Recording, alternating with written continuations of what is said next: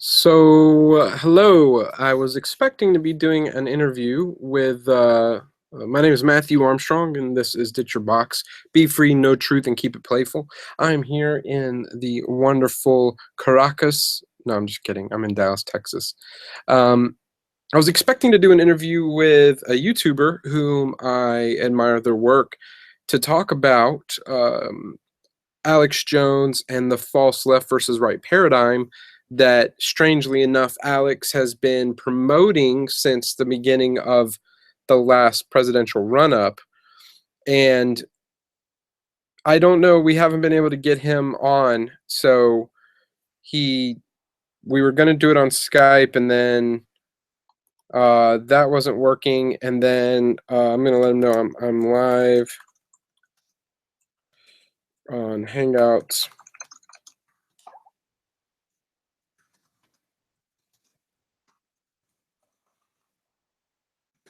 Anyway, we couldn't get the Skype to work, and then he's like, well, let's do it on Hangouts. We try to do that, and that's not working either.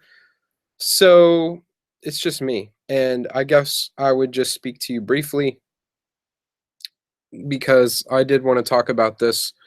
For those of you who are not aware, uh, everybody knows who Alex Jones is. And he has a ton of followers, a ton of people, and there's also a lot of he gets a lot of hate from all sides as well. And regardless of what you think about Alex Jones coming to this conversation, I want you to be aware, regardless of whether you love him or hate him, something you can't deny is that his message has gone from being staunchly against a partisan Republican or Democrat paradigm. He used to openly talk about how, the whole left versus right paradigm is part of the game that the elite are playing us with, to now promoting more and more stories as a Republican news source. Of course, it was shocking to see how hard he was for Donald Trump in the run up to the election. Many people got sucked in, and for good reason, I would say. I do understand that if you were to listen to some of the talks, like so few people on the left ever actually did, they just got the sound bites from CNN and social media that, basically said bigot, racist, homophobic, Nazi, Hitler reincarnated as Trump, which of course has continued to carry on. That's an agenda that is actually helping this whole left versus right paradigm thing even more. Because if you were at Donald Trump's speeches, I never was at any of them, but I watched a few of them online. The substance of what he had to say, between his lofty uh, adjectives and lack of substance, he actually did identify with a lot of core issues that people have.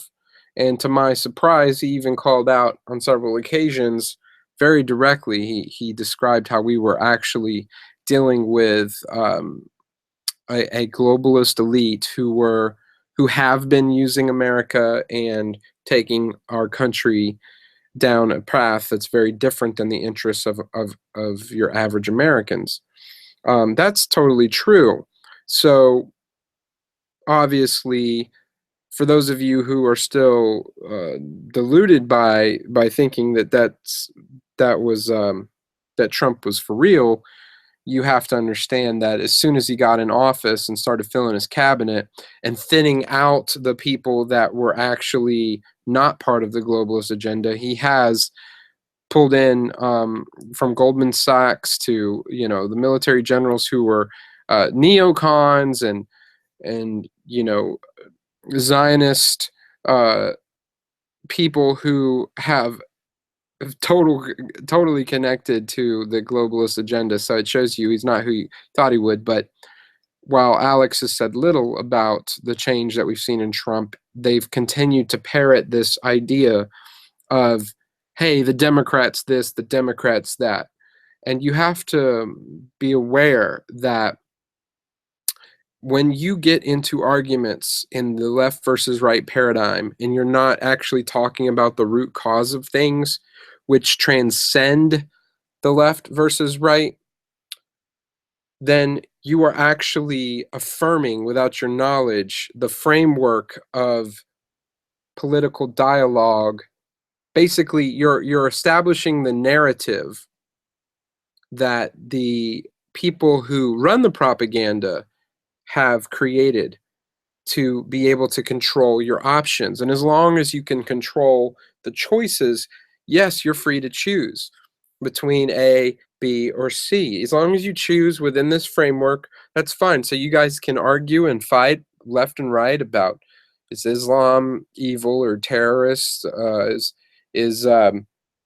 we need to uh, ban Muslims, not ban Muslims? As long as you guys stay up in an uproar and this emotional state which shuts down your rational thinking, you aren't actually going to hold anyone accountable for the war on terror, which is a complete farce, which transcends the left and right, and actually would unite people from both sides.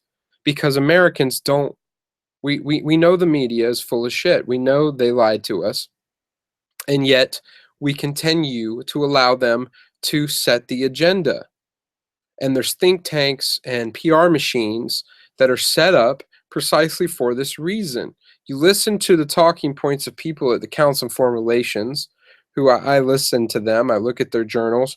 They're kind of like the agenda setters for the management class of what the people are supposed to think, who are telling you what to think. So they kind of, you hear them talk, and that's the experts, so to speak, in various fields, which obviously have a very skewed version of foreign affairs and the world, and yet that skewed version is the one that is spouted and used as a framework throughout the media, both left and right.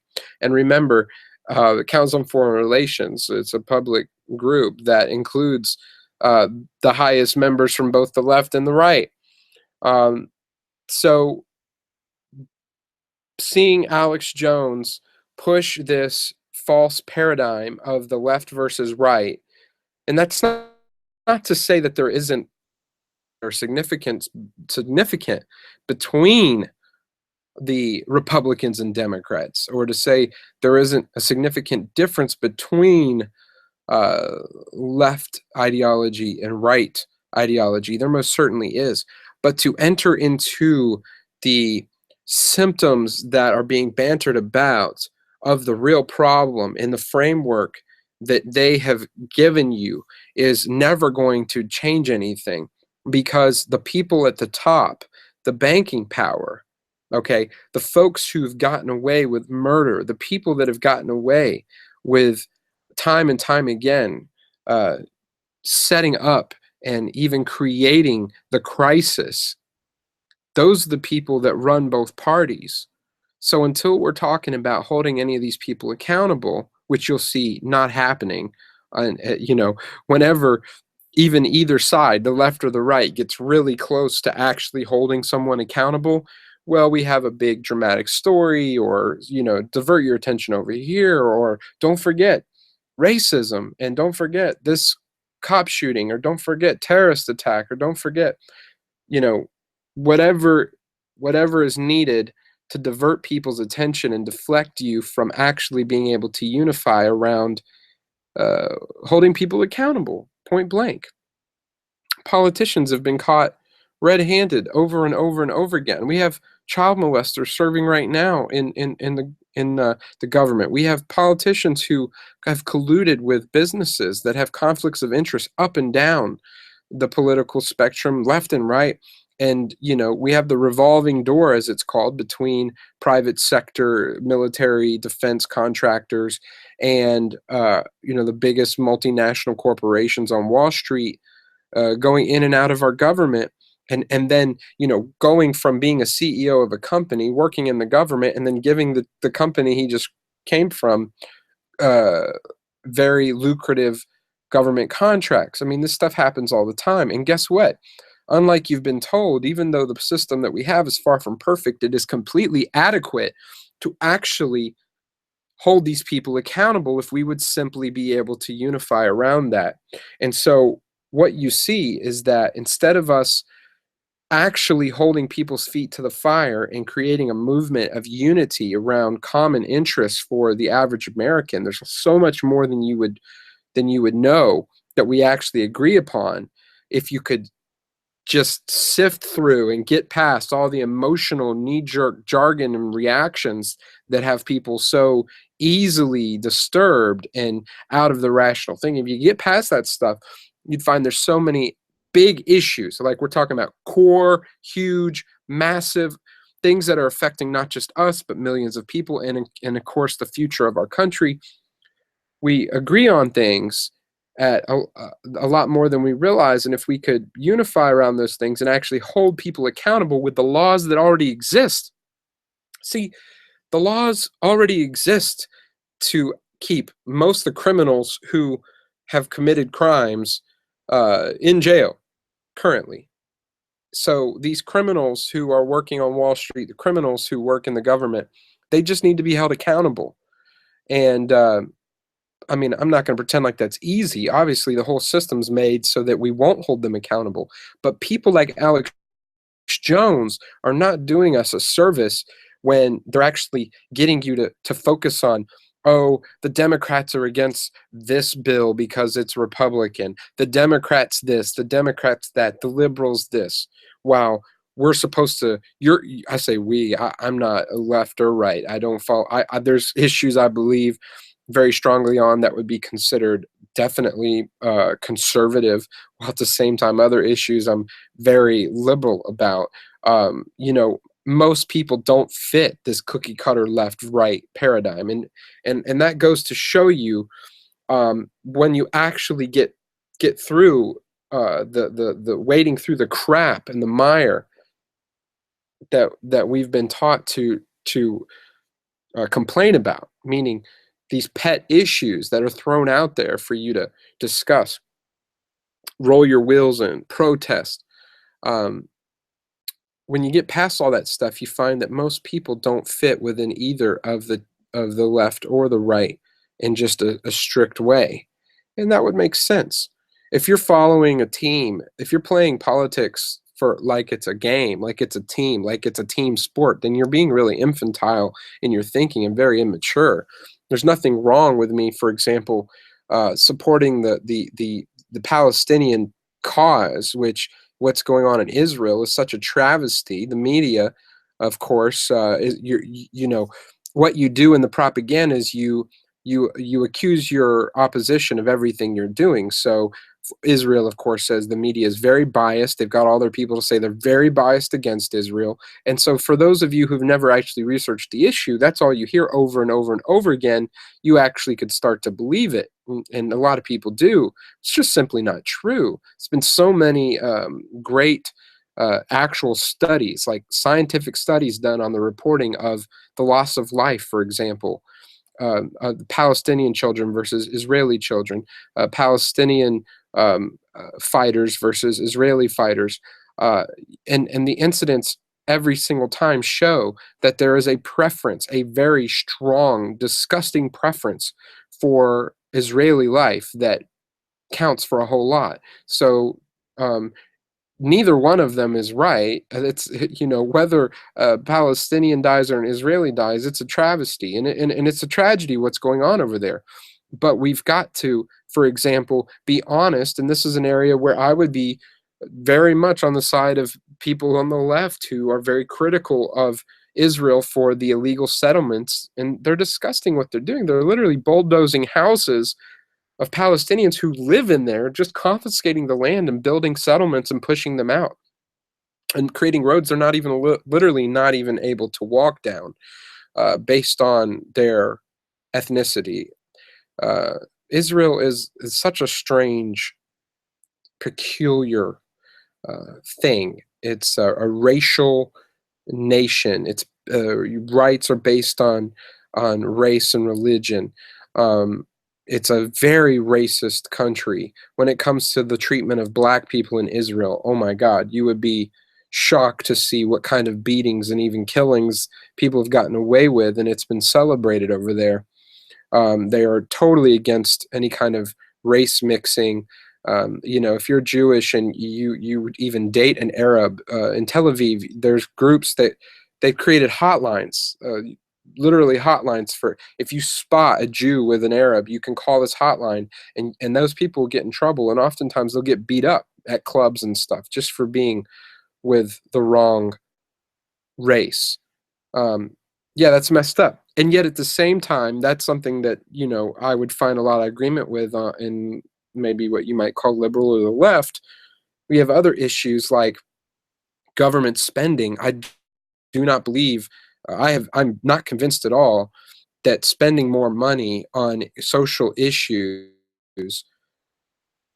government programs, is any way effective at actually doing the intended thing, which is take education. You care about education. I care about education. We have a completely failing education system. And the more money we've pumped into it since the 60s, the worse the results have gotten. And I don't believe that's an accident, but let's just pretend it's an accident. Let's just pretend it's incompetence. Let's just pretend it's such a complex issue you don't understand. It's just we've continually gotten poor results from pumping more money into the system. And when you understand the basic tenets of why that would be the case, it becomes not surprising that almost in every area you look, in every area I've looked, that's the case with regards to government spending and the issues and concerns of the public. Um, I'm not saying that the answer is uh, we privatize anything, but I'm just saying we have to be aware it's not nearly what you might think. And so I think there's a lot that can be done that's possibly even middle of the road type things, but that would put me, of course, squarely on the right when it comes to education and a lot of other issues. I'm not for big government. Obviously, look at what's happened since 9/11. We already had the biggest, the most powerful military defense and intelligence network in the world, and we couldn't stop the terrorist attacks, supposedly. And then after spending all the money transforming our government, losing our rights, creating an entirely new monolithic spy agency and in the Department of Homeland Security, we've had more terrorist atrocities happen, not only in America but across the world, and specifically in every country we've been involved in, um, from Libya to Afghanistan to Iraq, and now Syria. What do you know? Terrorist atrocities, both in the countries we visited and in Europe, have all increased since our giant spending on this. We're not making the problem any better. And while in the case of terrorism, I can tell you that's not an accident. It's not that we've just had military, plans go awry, which have given rise to these terrorists. Over and over again, you can see that it actually serves the interest of the government to do things like in Iraq, where not only did we destroy the infrastructure of the country, but our government disbanded the Iraqi police and their own military, and instead of handing the country over when they should have, created a situation that basically plummeted that country into complete chaos on purpose. On purpose, okay? And that was the type of recipe that was needed to ensure that we'd have more reason to be in the Middle East because of terrorism. So the whole war on terror is a farce.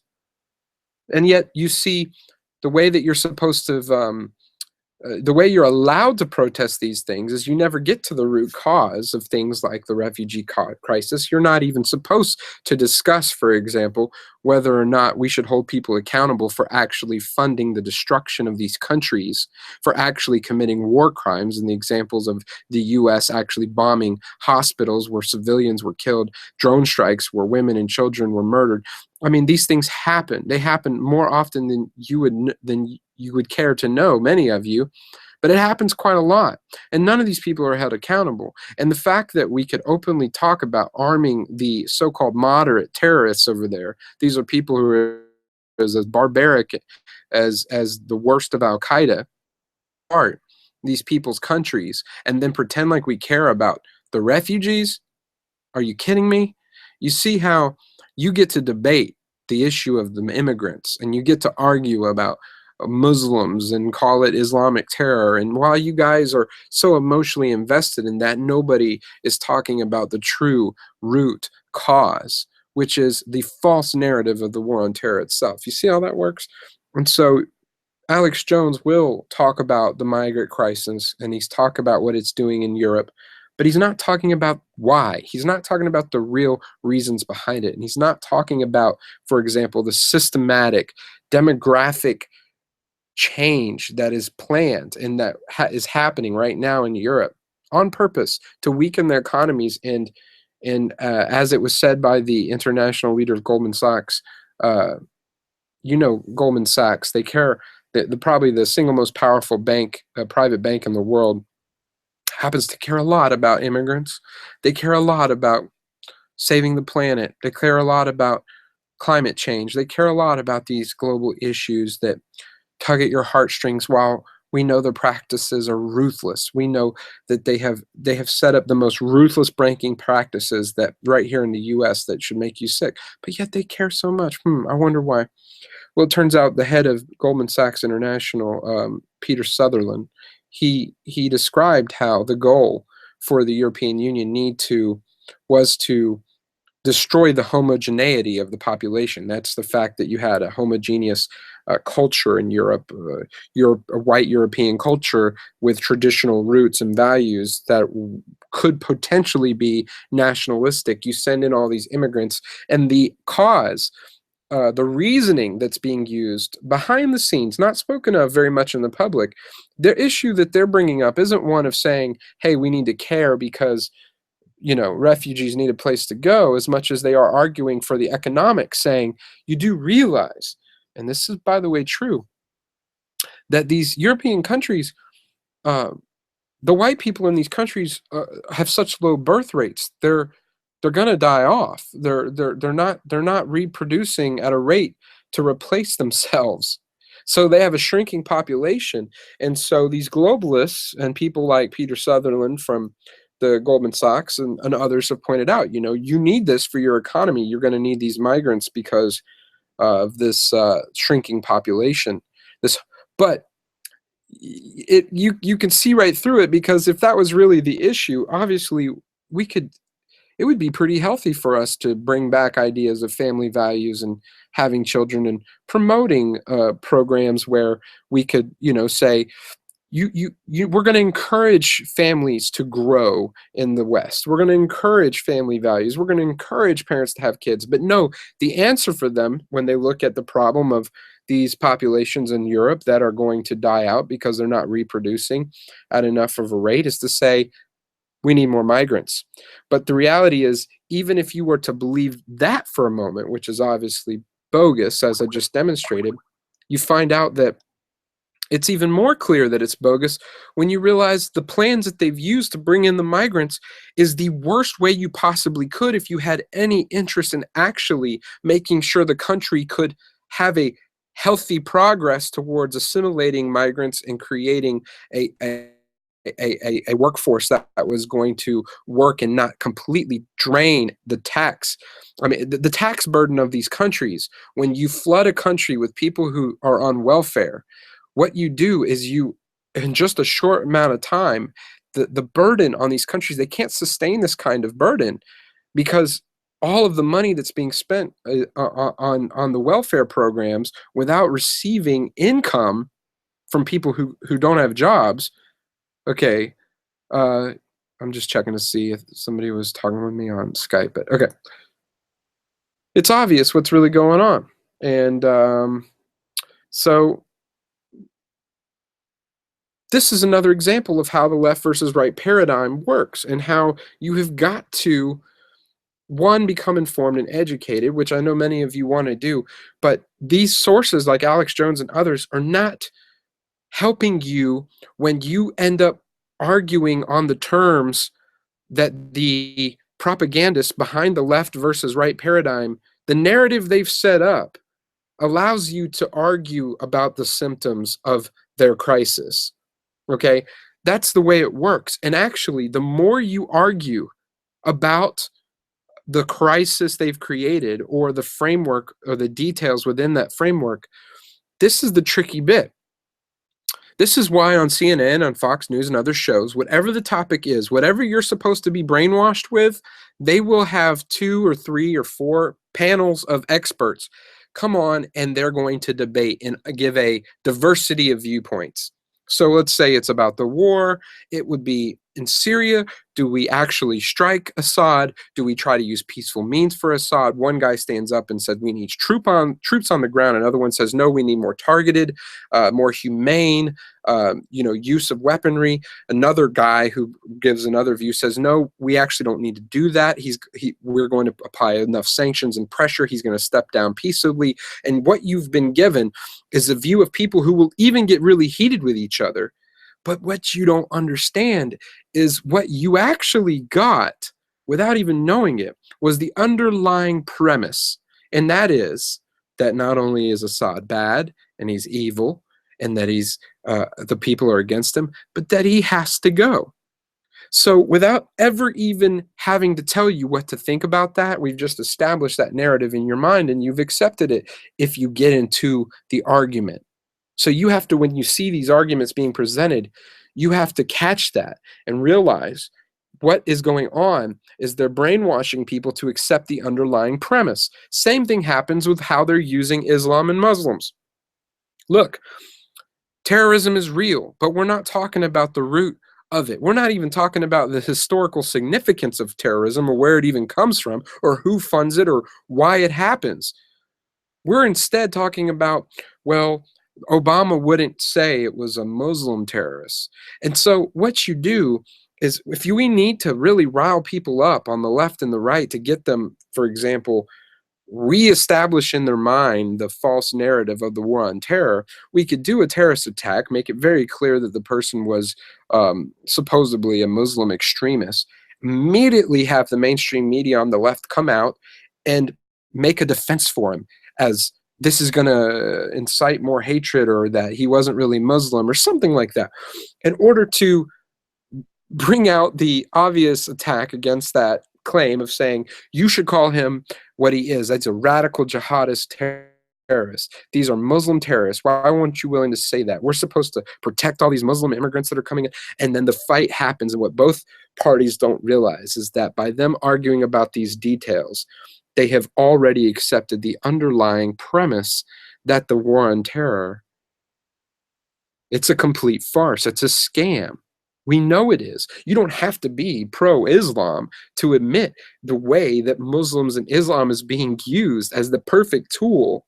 Even for, I feel bad for these people, and I feel bad for people on the left who they don't realize that by promoting the idea of protecting Muslim rights and all this kind of thing, what they're actually doing is promoting the destruction of their own culture, because in many of these countries that are very, very left-leaning, that go along with the whole idea of bring in the migrants in Germany, they've got their signs out, they're saying we love you, we love you. They don't know that the way the agenda works is it's actually going to create destabilization within their culture and their country, where they're actually going to have to fight for their own destruction. That's what they're doing, and it's sad.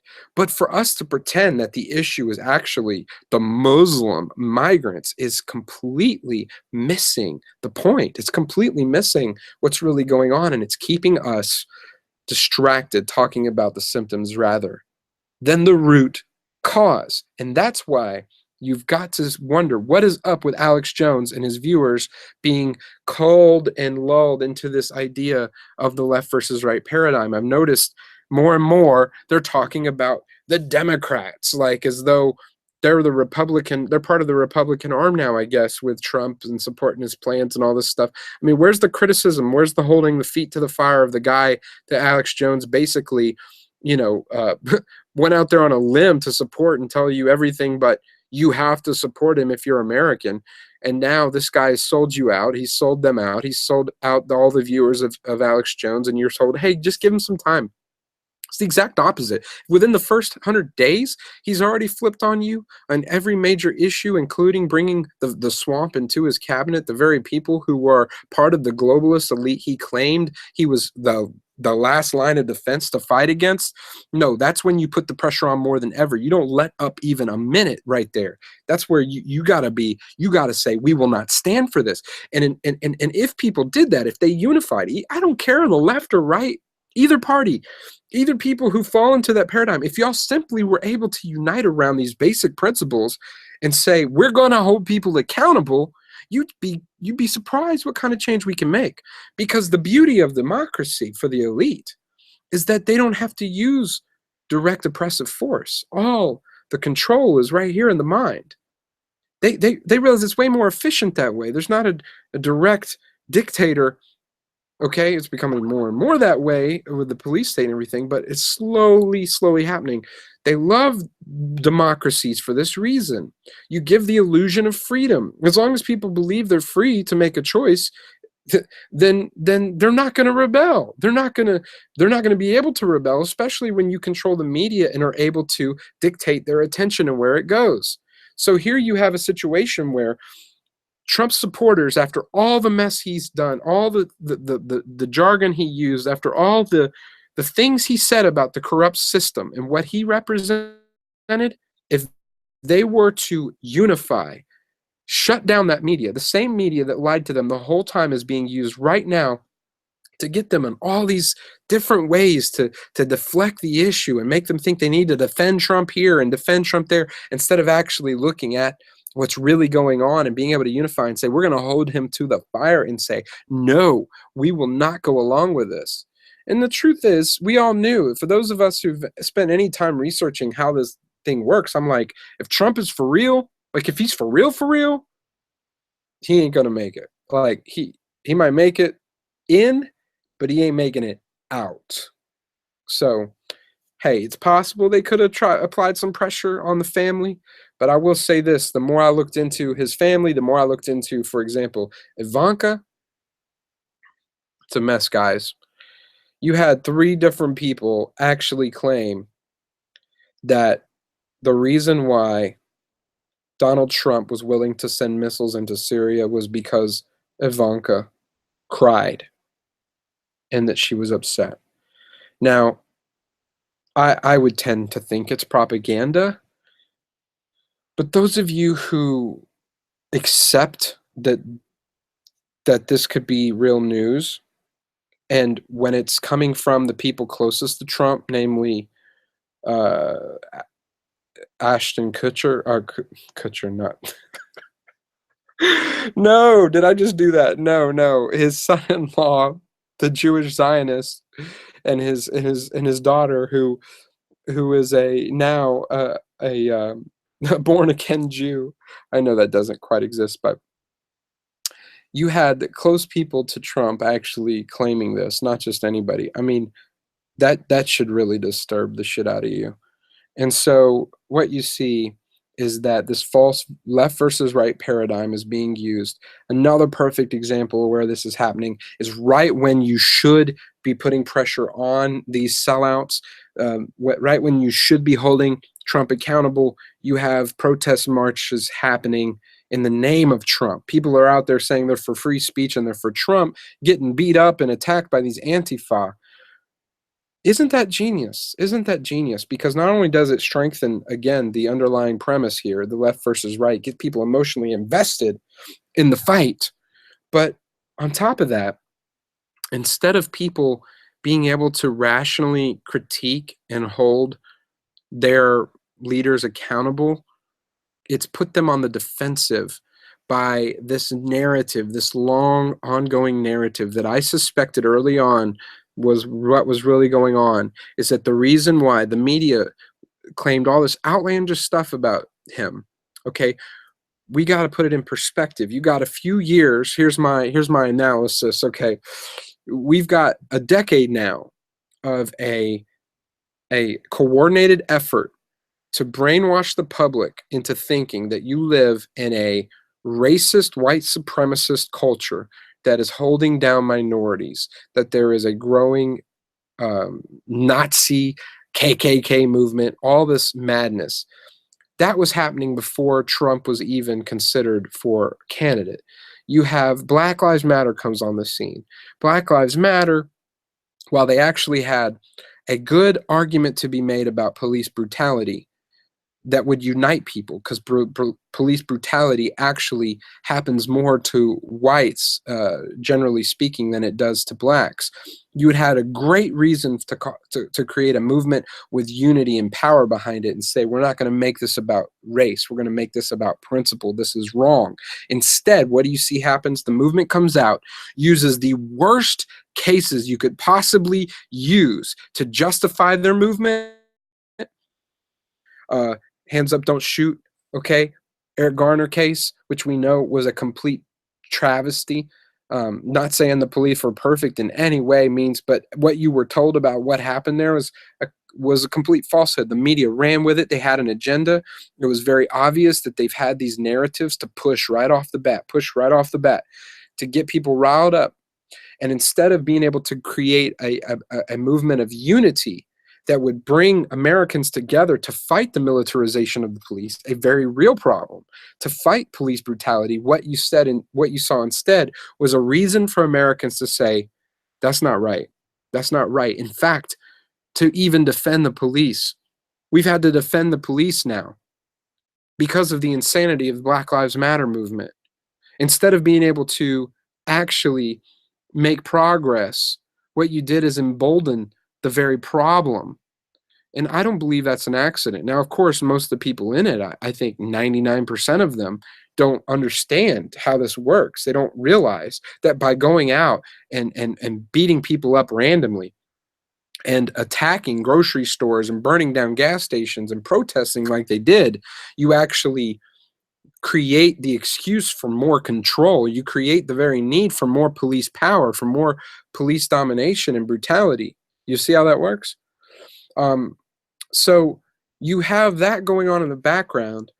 Meanwhile, the universities are continuing to be pushed by this crazy SJW, crazy, insane feminism. Mansplaining is coming to the forefront. We live in a patriarchy, this whole oppressive thing. And then by the time Donald Trump is in the picture, we have people behind the scenes agitating, causing protesters to get hit on purpose, being paid to show up at Trump rallies in order to agitate for violence, to get it on the news, which they did. And then they paint Donald Trump completely inappropriately. Now, get this. Me saying that, you would assume that must mean that I'm a Trump supporter. I'm not. And even when it was happening, I was like, I don't support Trump. I think he's part of the establishment. But you people that are out there saying, the people that support Trump, that's as, the racist bigots, and I'm like, you are completely out of touch. That's not who he's talking to. That's not even what he's talking about.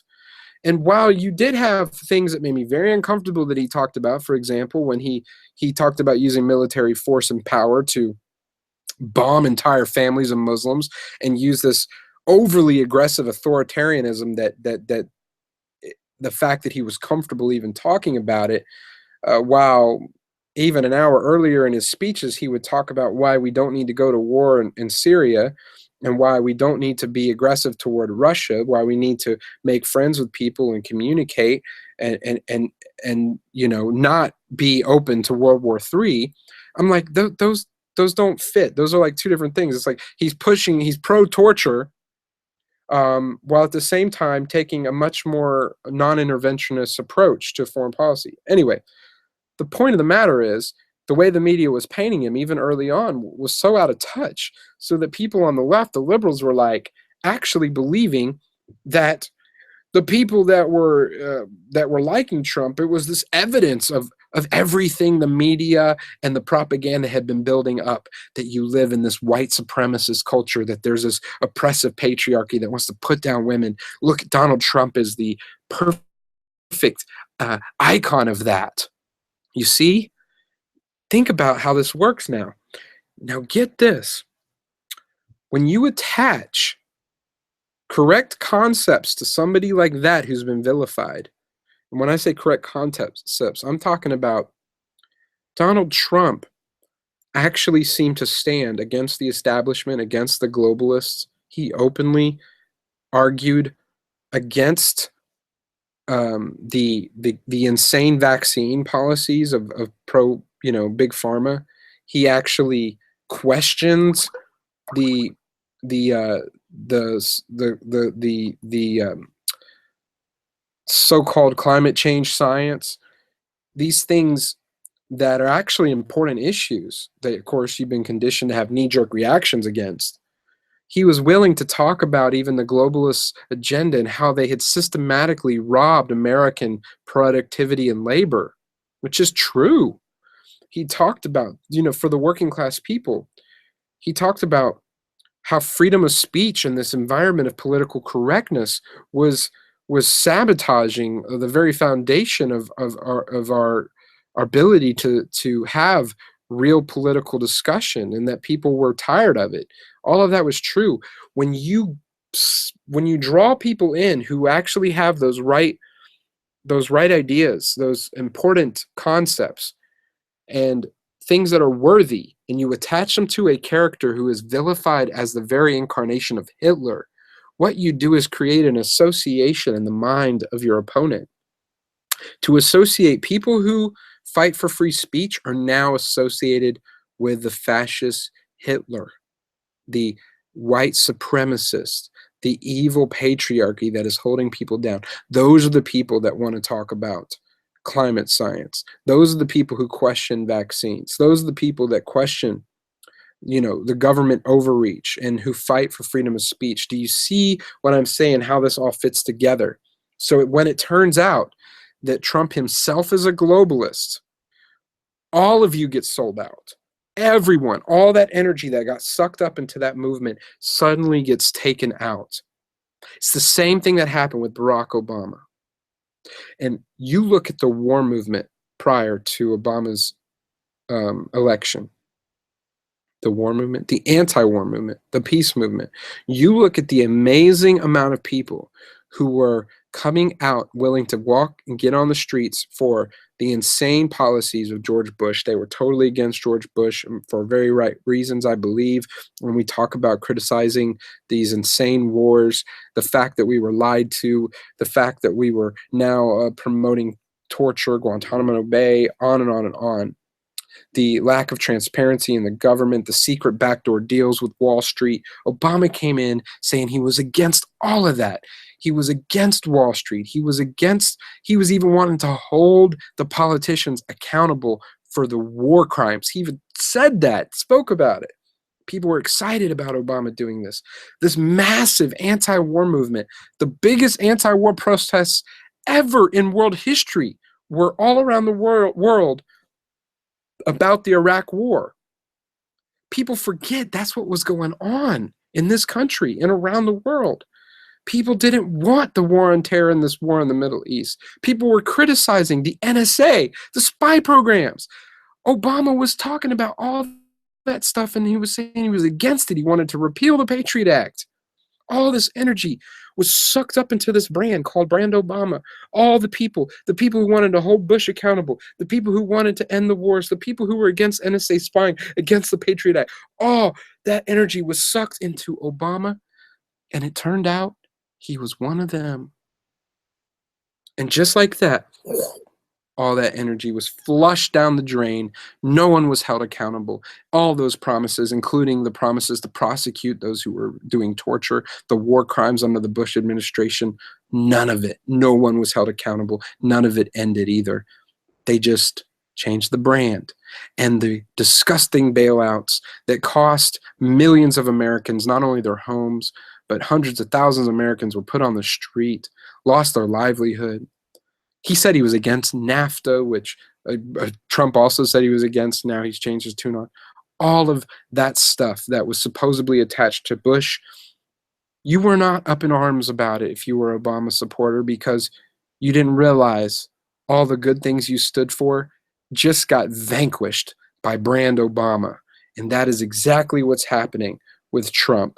And by associating this evil with Trump, it's even worse, because it's building a movement to actually fight against our basic rights in America. So instead, just a few elections ago, we were talking about fighting for the Bill of Rights, talking about our right to privacy, talking about the encroachment of, Bush's government that was spying on all of Americans illegally. Now it's gone so far the other way, they can come out right out in your face, and there's not even a movement to protest against the fact that all of our devices, all of our communications, even our televisions, are spying on us, and they're tracking us, and keeping files on all of Americans like we are the enemy. Truly, you are, friends. And now we have people that are being groomed to promote this cultural Marxist socialist idea in the youth that will shut down any speech, any freedom of speech. It's beyond rational. It's completely irrational.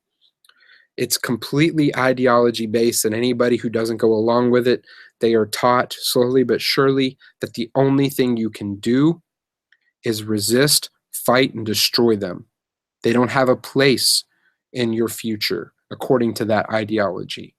Whereas a constitutional republic allows for different ideas and ideologies, for people to coexist voluntarily, able to cooperate with one another, even from different backgrounds and belief systems, as long as you're willing to recognize the basic human rights. Of course, the system's not perfect. It's far from that. But if anything, we would do best to unite to hold our current corrupt system accountable, and those individuals, specific individuals, we could unify to hold these people accountable for breaking the current laws that exist. We don't need new laws. Anyway, I think that's it for tonight. I've talked a lot. Let me know what you think. If you dig what I'm saying, do me a favor. Man, I ain't nobody on here. If you think my voice deserves being heard, let me know. Do a thumbs up. Subscribe to my channel. Leave me a comment too. I'd love to hear from you. What would you like me to talk about? Peace. Have a good evening. And don't forget, be free, know truth, and keep it playful. This is Matthew Armstrong with Ditch Your Box. Good night.